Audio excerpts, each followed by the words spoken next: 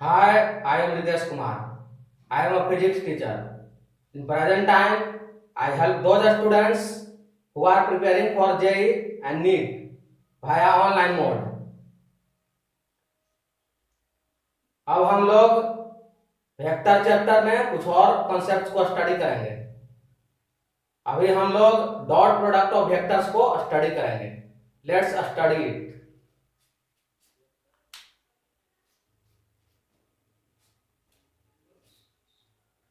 Dot product of vectors में अभी जो हम स्टडी करने जा रहे हैं उसमें हम अपना डिस्कशन टू वेक्टर्स तक ही रेस्ट्रिक्ट करेंगे।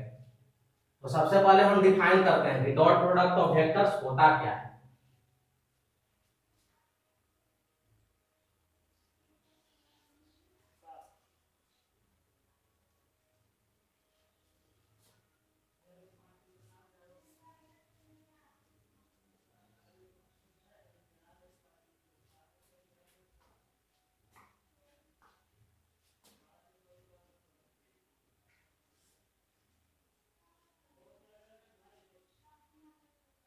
डॉट प्रोडक्ट ऑफ वेक्टर्स हम मान लेते हैं कि वेक्टर ए और वेक्टर बी है।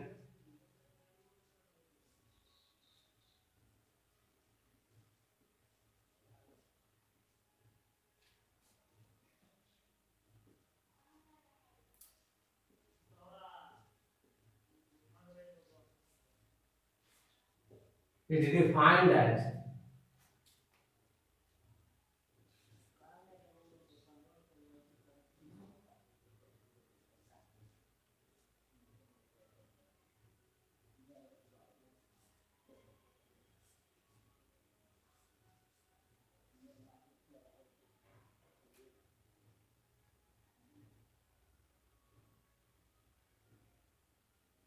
Vector A dot vector B equal to A B cos theta. A क्या है? वेक्टर ए का मैग्नीट्यूड। बी क्या है? वेक्टर बी का मैग्नीट्यूड। थीटा को भी यहां बता देते हैं।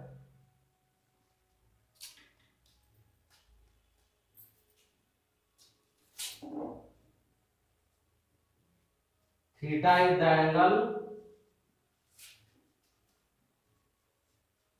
Between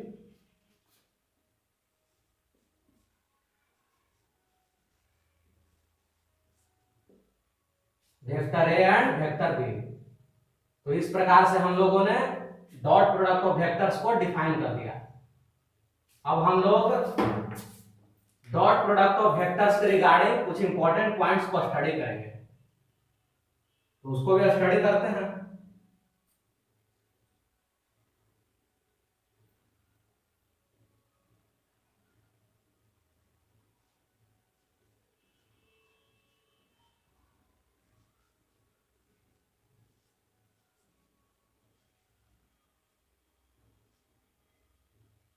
important points.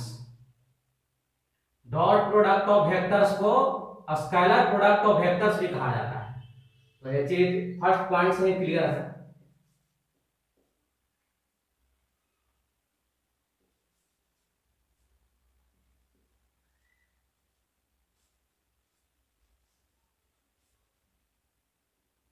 Vector A dot vector B is scalar, यानी कि डॉट प्रोडक्ट का जो रिजल्ट आएगा वो स्केलर क्वांटिटी होगा, इसलिए हम लोग इसको स्केलर प्रोडक्ट ऑफ वेक्टर्स बोलते हैं। दूसरा पॉइंट है dot product of two vectors follow commutative law. मतलब क्या हुआ?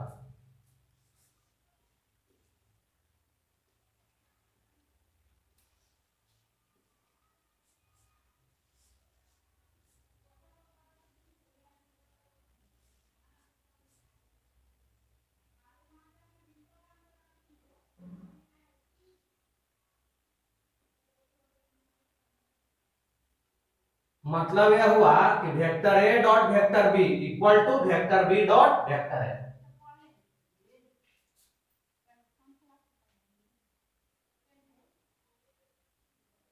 अब हम लोग कुछ और इंपॉर्टेंट पॉइंट्स को स्टडी करेंगे।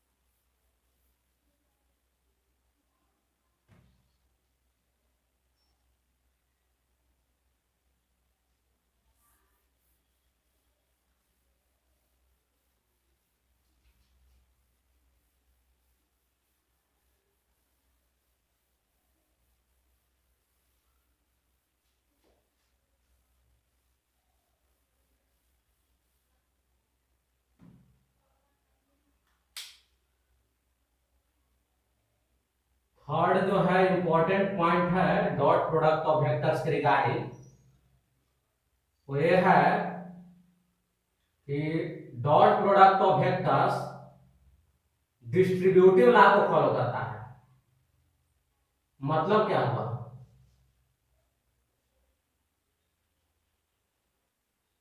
Vector A dot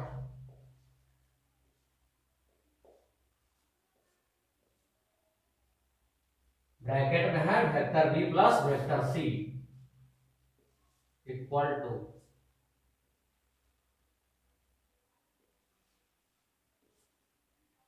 vector A dot vector B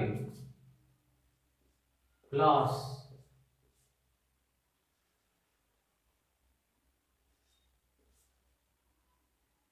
vector A dot vector सी।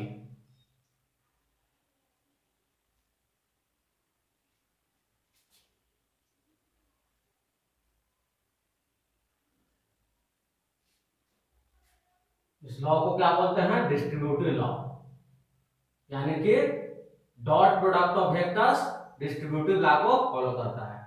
यानी क्या हुआ, vector A dot vector B plus vector C equal to vector A dot vector B plus vector A dot vector C. अब fourth point है कि अगर एक vector को उसी वेक्टर के साथ डॉट प्रोडक्ट ले लें तब क्या होगा।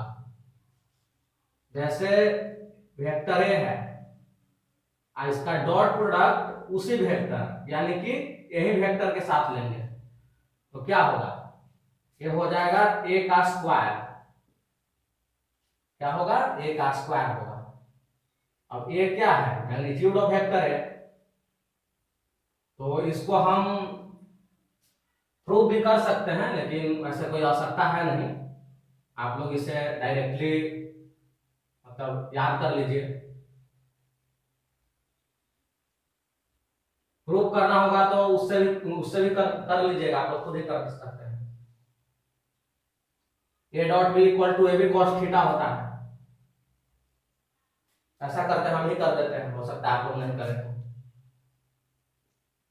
जैसे अभी हम लोग क्या पढ़ रहे हैं, A dot B equal to A B cos theta, तो इसी फॉर्मूला का यूज करके हम ए डॉट ए को भी निकाल सकते हैं। यानी ए डॉट ए यानी वेक्टर बी के स्थान पे मैंने क्या प्लेस कर दिया, वेक्टर ए को प्लेस कर दिया। अब यहाँ पे क्या होता है, वेक्टर ए का मैग्नीट्यूड तो वेक्टर ए का मैग्नीट्यूड, वेक्टर बी का मैग्नीट्यूड तो वेक्टर बी के स्थान पे वेक्टर ए ही है, यानी कि फिर भी मैग्नीट्यूड क्या हो जाएगा, यही हो जाएगा। और थीटा क्या था, angle between vector A and vector B, तो यहाँ पे क्या होगा, angle between vector A and vector A, तो वेक्टर ए का वेक्टर ए के साथ कितना एंगल फॉर्म होगा, 0 डिग्री फॉर्म होगा, यानी cos 0 डिग्री कितना हो जाएगा 1, यानी क्या आ गया ए स्क्वायर। तो इस प्रकार से हम लोगों ने इसको प्रूव भी कर दिया कि vector A dot vector A square कैसे होता है। अब हम लोग कुछ और इंपॉर्टेंट पॉइंट्स को स्टडी करते हैं।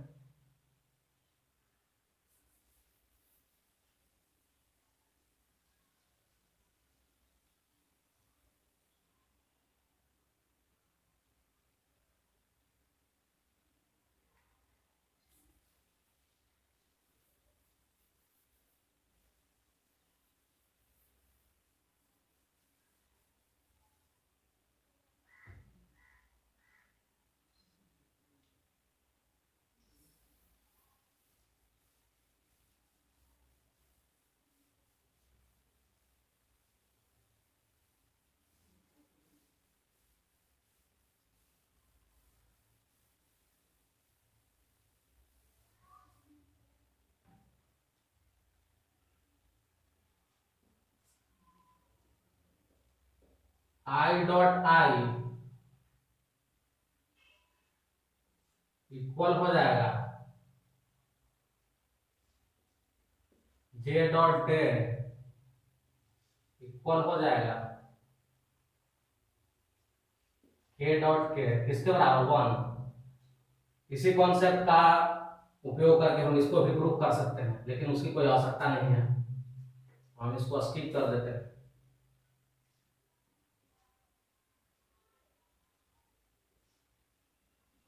I dot J equal to J dot K equal to K dot I, ये हो जाएगा 0। इस केस में 0 कैसे हुआ? तो यूनिट वेक्टर आई कैप या जे कैप के बीच एंगल ले लें, चाहे यूनिट वेक्टर जे कैप या के कैप के बीच एंगल ले लें, चाहे यूनिट वेक्टर के कैप या आई कैप के बीच एंगल ले लें, कितना हो जाएगा? 90 डिग्री होगा। अब cos 90 क्या होगा? 0 डिग्री, सॉरी cos 90 इक्वल टू क्या होता है? 0। तो इसीलिए I cap dot J cap equal to J cap dot K cap equal to K cap dot I cap equal to 0 हो गया। यहाँ पे इस बात को मैं स्पष्ट करता हूँ, वैसे तो क्लियर ही है। I cap J cap K cap क्या है? I cap J cap and K cap are unit vectors along x, y and z axes respectively. अब हम लोग कुछ और इंपॉर्टेंट पॉइंट्स को डिस्कस करते हैं।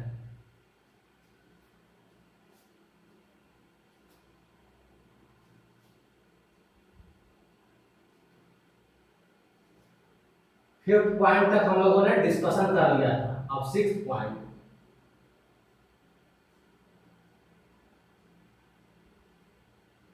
सिक्स पॉइंट में है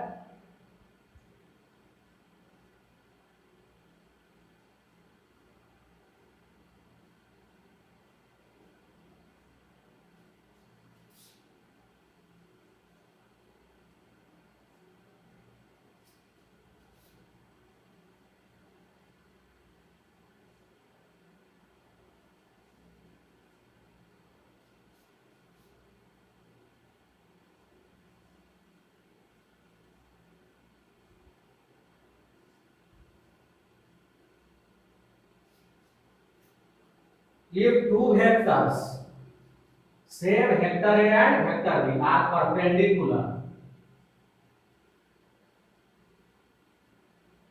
to each other, then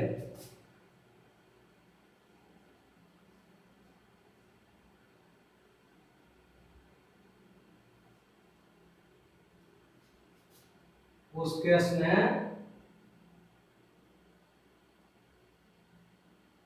dot product of A dot B क्या हो जाएगा? 0 हो जाएगा। तो इसको हम लोग आसानी से प्रूव कर सकते हैं। कैसे? तो अभी कुछ समय पहले किए भी थे, फिर भी कर देते हैं। ए डॉट बी हम लोग क्या पढ़ चुके हैं? ए बी cos थीटा, और जो कि यहाँ बोल रहा है कि ए और बी परपेंडिकुलर है, यानी theta equal to 90 degree. cos 90 क्या होता है? 0 होता है, यानी कि इस केस में राइट हैंड साइड वाला एक्सप्रेशन क्या हो जाएगा? 0 हो जाएगा, यानी vector A dot vector B equal to 0 कब होगा? जब वेक्टर ए और वेक्टर बी परपेंडिकुलर होगा।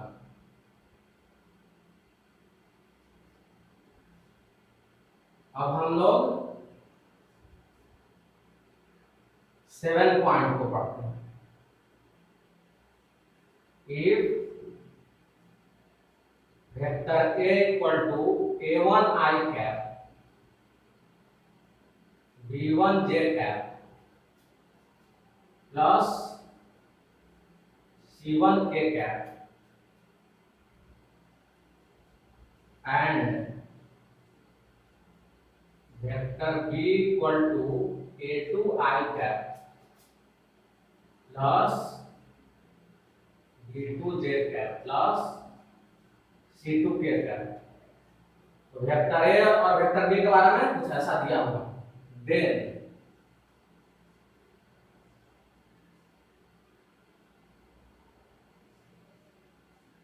ए dot B equal to I वाला जो कंपोनेंट है दोनों को मल्टीप्लाई कर देंगे, A1 A2 जे वाला कंपोनेंट है उसको भी क्या कर देंगे? मल्टीप्लाई कर देंगे, और के वाला कंपोनेंट है दोनों वेक्टर का उसको भी मल्टीप्लाई कर देंगे।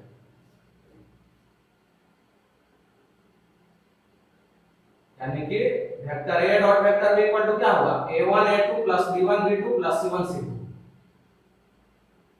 इस फार्मूला का आप डायरेक्टली क्वेश्चन बनाने में यूज कीजिएगा, इसको प्रूव करने की कोई आवश्यकता नहीं। अब एक लास्ट पॉइंट बच गया है डॉट प्रोडक्ट ऑफ वेक्टर्स के रिगार्डिंग, जिसको हम लोग अभी नहीं स्टडी करेंगे।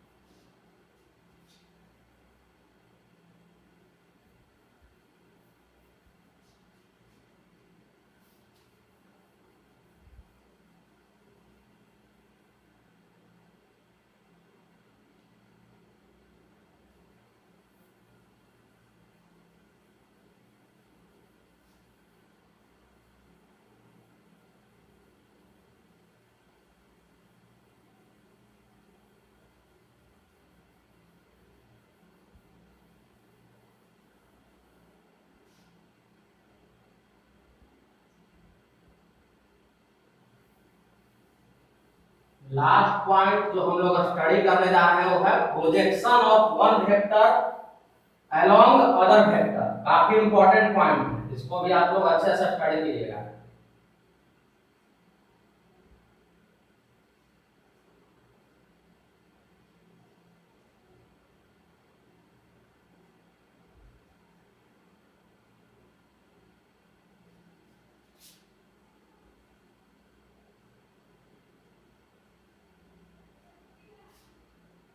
इसको हम लोग मान लेते हैं कि वेक्टर ए है अलोंग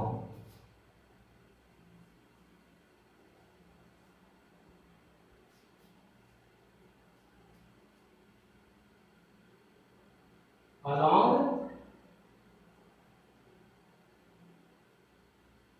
वन है तो इसको टू भी बोल सकते हैं, या projection of one vector along other vector भी लिख सकते हैं, क्योंकि समझना तो हमें लोग को है।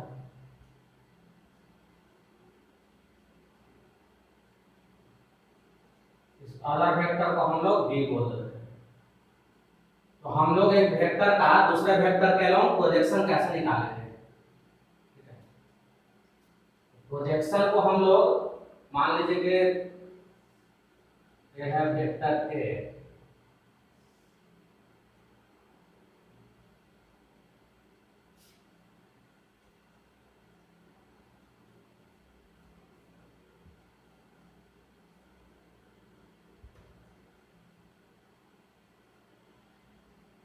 ये वेक्टर ए है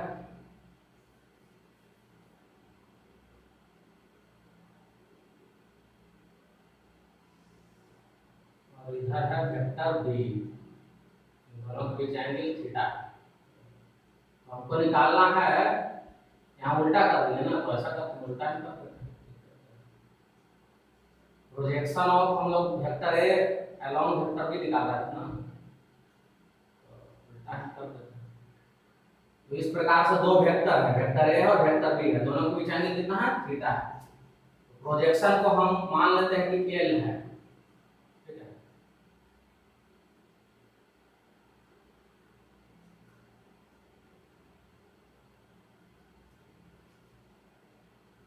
तो एल को हम लोग कैसे डिफाइन करते हैं? पहले दोनों वेक्टर का हम डॉट प्रोडक्ट ले लेते हैं, सिंपली डॉट प्रोडक्ट ले लिए और जिसके अलोंग प्रोजेक्शन निकालना है उसका मैग्नीट्यूड ले लेंगे। तो इसमें वेक्टर बी के अलोंग निकालना है, तो वेक्टर बी का मैग्नीट्यूड क्या है, बी है, बी मान लेते हैं। तो projection of vector A along vector B क्या होगा, vector A dot vector B upon magnitude of vector B, यानी कि जिसके अलोंग प्रोजेक्शन निकालना है उसका मैग्नीट्यूड यहाँ पे प्लेस करेंगे। तो इस प्रकार से हम लोग एक वेक्टर का दूसरे वेक्टर के अलोंग प्रोजेक्शन भी इजीली कैलकुलेट कर सकते हैं। यहाँ पे यूनिट्स ऐड कर सकते हैं,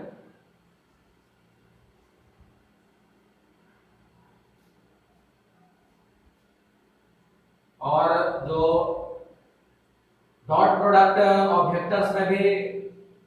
मैंने लिखा था कि A dot B equal to A B cos theta, वहां भी यूनिट्स को ऐड कर लीजिएगा। अच्छा है,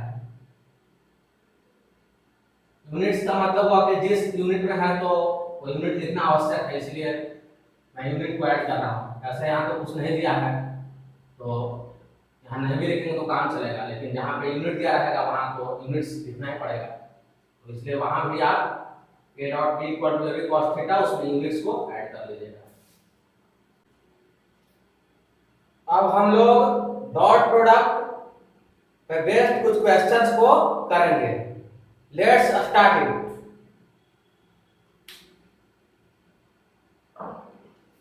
फर्स्ट क्वेश्चन बहुत ही आसान है, करते हैं इसको।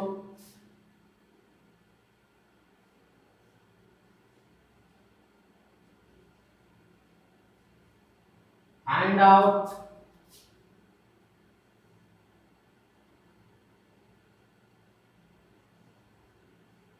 A dot B if दिया हुआ है क्या,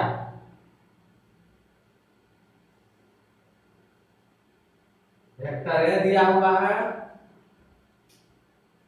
6i cap 9j cap 5k cap. Vector B दिया हुआ है 3i cap -5j cap plus 6k cap. अब हम लोग इस क्वेश्चन को सॉल्व करते हैं। अभी हम लोगों ने कुछ समय पहले पढ़ा था a dot B equal to क्या होता है, a1 a2 plus b1 b2 plus c1 c2। ठीक है, वहां पे a1 b1 c1 था, a2 b2 c2 था, तो हम सबका वैल्यू लिख लेते हैं पहले। a1 क्या है 6 है, b1 9 है और c1 5 है, a2 3 है, b2 -5 है और c2 6 है। तो हम लोग सिंपली कर देंगे इसको गुना। a1 a2 यानी कि 6 × 3 कितना हो जाएगा 18, b1 b2 9 × -5 कितना हो जाएगा 9 × -5 हो जाएगा -45 और ये हो जाएगा 5 × 6 30 हो जाएगा। अब इसको हम लोग सोल्व करेंगे कितना हो जाएगा 3 हो जाएगा, यानी कि क्या हुआ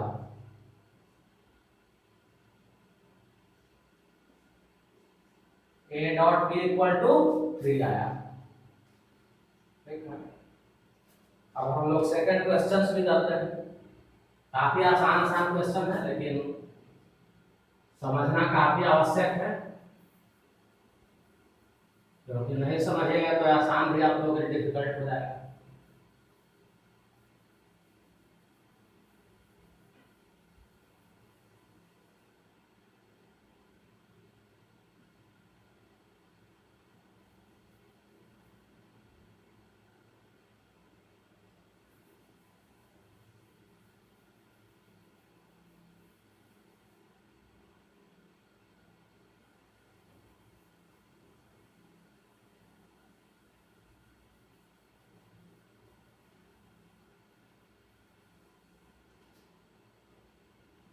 क्वेश्चन नंबर सेकंड काफी इंटरेस्टिंग क्वेश्चन है, इसलिए इस क्वेश्चन को बिल्कुल ही ध्यान से देखिएगा कि किस प्रकार से सॉल्व किया जा रहा है। क्वेश्चन नंबर सेकंड में एक डायग्राम है।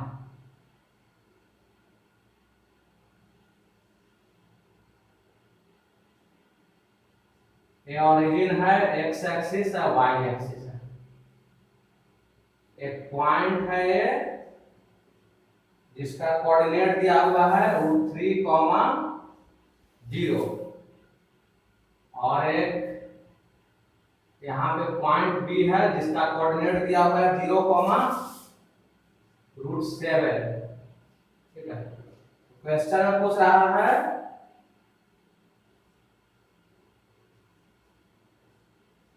Find out vector OA dot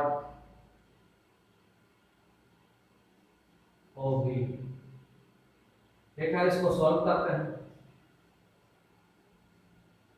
अब हमको डॉट प्रोडक्ट निकालना है तो दोनों वेक्टर मालूम होना चाहिए।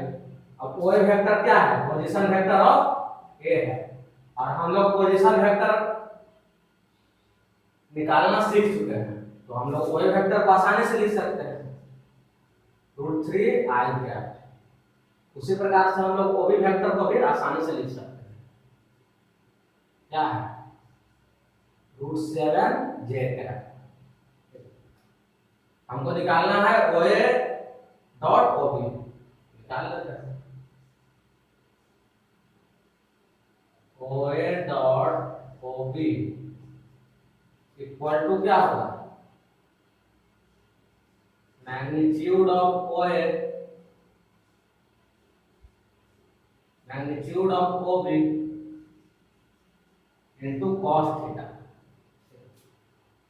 तो इस केस में हमको थीटा से ही आंसर आ जाएगा, तो मैग्नीट्यूड के बारे में ज्यादा सोचने की आवश्यकता है नहीं। OA वेक्टर और OB वेक्टर के बीच फिगर से स्पष्ट है कि उनके बीच एंगल कितना है? 90 डिग्री है, क्योंकि एक है x एक्सिस के अलोंग है और एक y एक्सिस के है, और x और y के बीच एंगल कितना होता है? 90 डिग्री। यानी थीटा यहाँ क्या है? 90 degree. Put theta equal to 90 degree. तो क्या हो जाएगा? ये दोनों तो कुछ भी आए, उससे मतलब क्या है? cos 90 equal to 0। तो मतलब है हो गया OA डॉट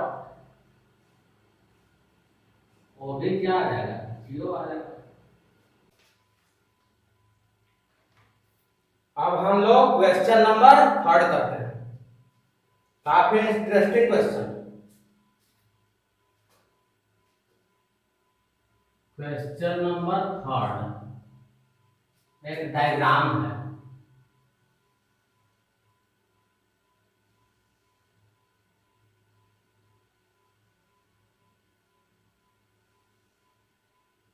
एक स्क्वायर है। ABCD क्या है? एक स्क्वायर है। क्वेश्चन में क्या कर रहा है?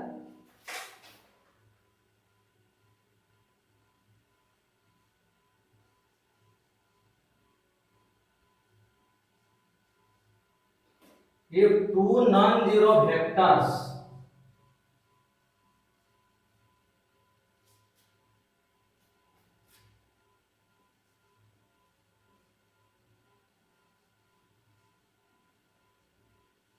AC and BD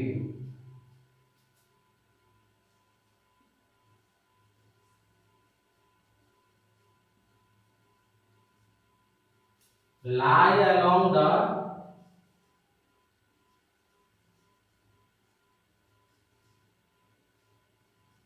diagonals of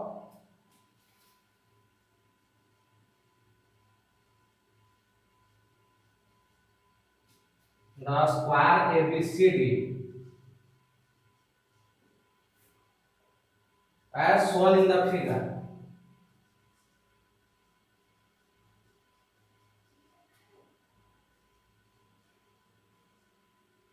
As shown in the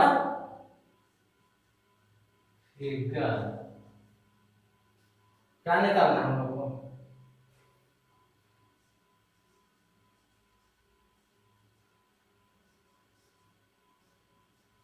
Then find out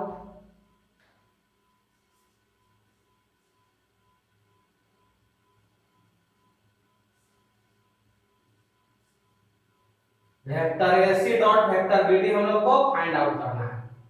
कह रहा है कि दो नॉन जीरो वेक्टर्स हैं, वो इस स्क्वायर के डायगोनल के अलोंग ओरिएंटेड है, यानी कि एक AC वेक्टर है और दूसरा क्या है? BD vector.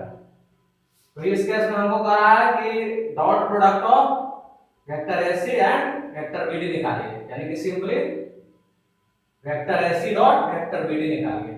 कैसे सॉल्व करेंगे? बस बेसिक कॉन्सेप्ट अप्लाई करना है, ज्यादा कुछ नहीं है।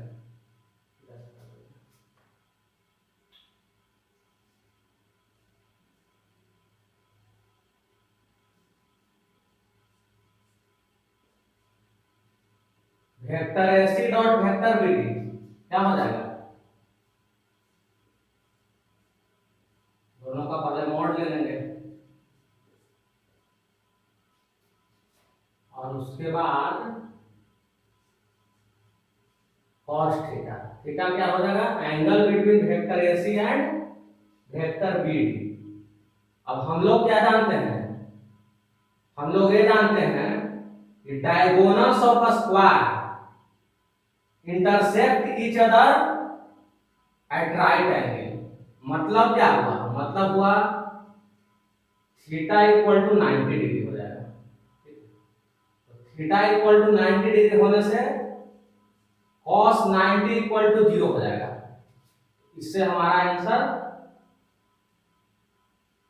निकल जाएगा,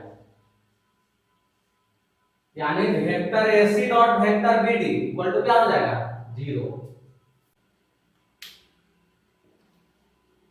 अब हम लोग क्वेश्चन नंबर 4 सॉल्व करने जा रहे हैं। करते हैं, क्वेश्चन नंबर 4 क्या है।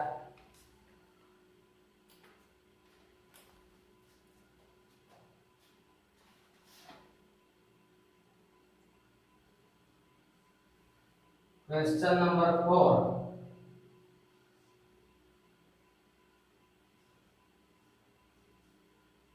Find out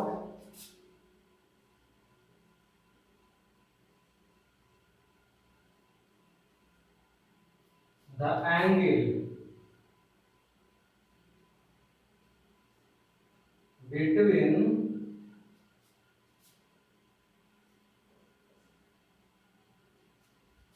vector A and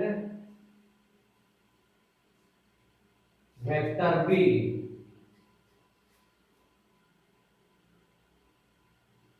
if vector A equal to 3i cap plus 4j cap और B है 2i cap plus j cap। Solve करते हैं हम लोग।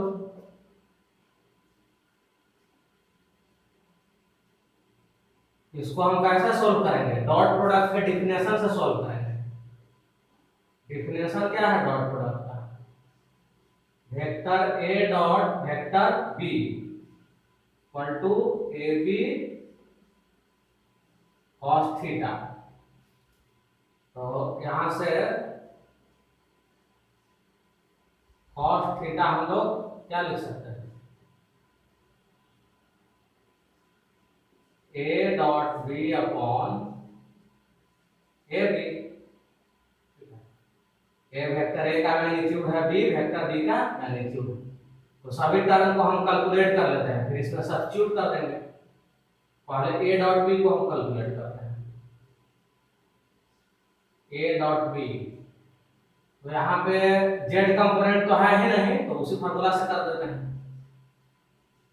a1 a2 plus b1 b2 ही सिर्फ होगा, क्योंकि z कंपोनेंट है ही नहीं, तो c1 c2 लिखने से कोई फायदा है नहीं। अब a1 b1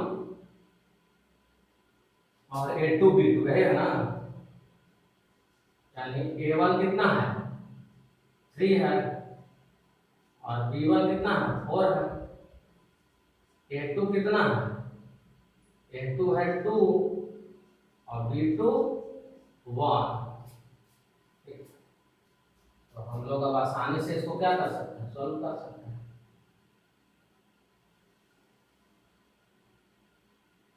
तो a1 a2 कितना हो जाएगा 6 हो जाएगा और b1 b2 है ना, b1 b2 हो जाएगा 4, तो हो जाएगा 10।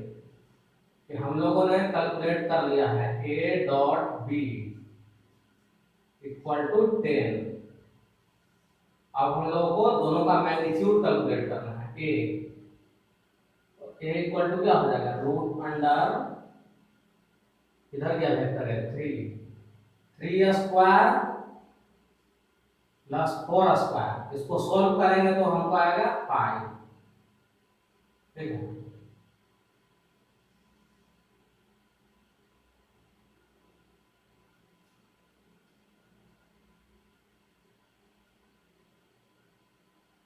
अब हमको निकालना है क्या, बी निकालना है। तो बी के लिए हम लोग क्या करेंगे, रूट अंडर 2 का स्क्वायर प्लस 1 का स्क्वायर। ठीक है, तो इसको सॉल्व करेंगे, कितना आएगा, रूट 5 आ जाएगा। ठीक है, तो ये आ गया 5 और बी आ गया कितना, रूट 5 आ गया। तो अब हम लोग को क्या करना है, बस सिंपली बस पुट कर देना है। cos थीटा इक्वल टू क्या एक्सप्रेशन है, a डॉट b यानी कि 10। ठीक है, 10 है और a है 5 और b से मल्टीप्लाई होगा तो कितना हो जाएगा, 5 रूट 5 हो जाएगा, 2 हो जाएगा, 2 अपॉन रूट 5। एंगल तो थीटा ही है, थीटा क्या हो जाएगा, cos इनवर्स 2 अपॉन रूट 5। तो इस प्रकार से हम लोगों ने वेक्टर ए और वेक्टर बी के बीच एंगल को फाइंड आउट कर दिया। अब हम लोग फिफ्थ क्वेश्चन यानी कि लास्ट क्वेश्चन करेंगे।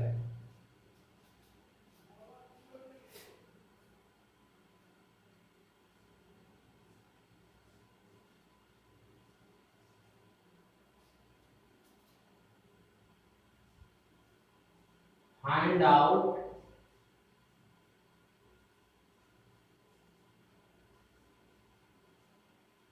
Projection of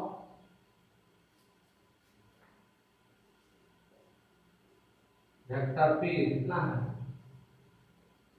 4i cap minus 3j cap along किस वेक्टर के along, वेक्टर क्यू। यही निकालना है हम लोगों को, क्या निकालना है, वेक्टर पी का प्रोजेक्शन वेक्टर क्यू के along निकालना है। जो हम लोग पढ़े हैं बस उसको अप्लाई कर देंगे। मान लीजिए कि प्रोजेक्शन एल है, क्या करेंगे, पी डॉट क्यू अपॉन किसके अलॉन्ग, तो उसका मैग्नीट्यूड ले लेंगे यानी कि वेक्टर क्यू का मैग्नीट्यूड। अब हम लोग सेपरेटली निकाल लेते हैं और फिर पुट कर देंगे, पी डॉट क्यू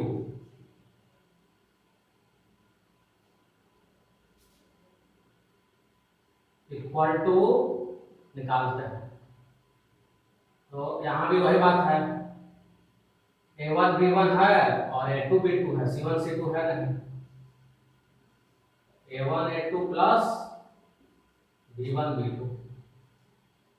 a1 कितना है, 4 है, b1 minus 3, a2 1 plus j है ना, और b2 1। और यहां से हम वैल्यू क्या करेंगे, सब्स्टिट्यूट कर देंगे। a1 a2 कितना हो जाएगा, 4 इंटू 1 4 और b1 b2 कितना हो जाएगा, माइनस 3 इंटू 1 तो माइनस 3 यानी 1। p डॉट क्यू 1 आया। ठीक है, अब मैग्नीट्यूड ऑफ क्यू निकालना है, फिर सब्स्टिट्यूट कर देंगे।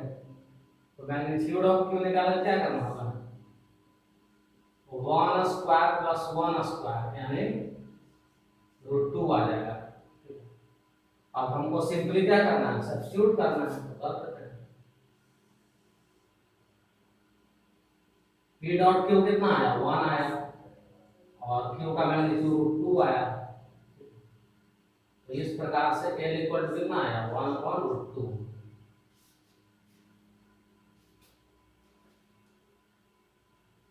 अब हम लोगों ने डॉट प्रोडक्ट से रिलेटेड सारे क्वेश्चंस को सॉल्व कर लिया, लेकिन एक इंपॉर्टेंट बात आप लोगों को बताना चाहता हूं कि मैंने डॉट प्रोडक्ट निकालने के बाद आंसर में यूनिट्स नहीं लिखा है।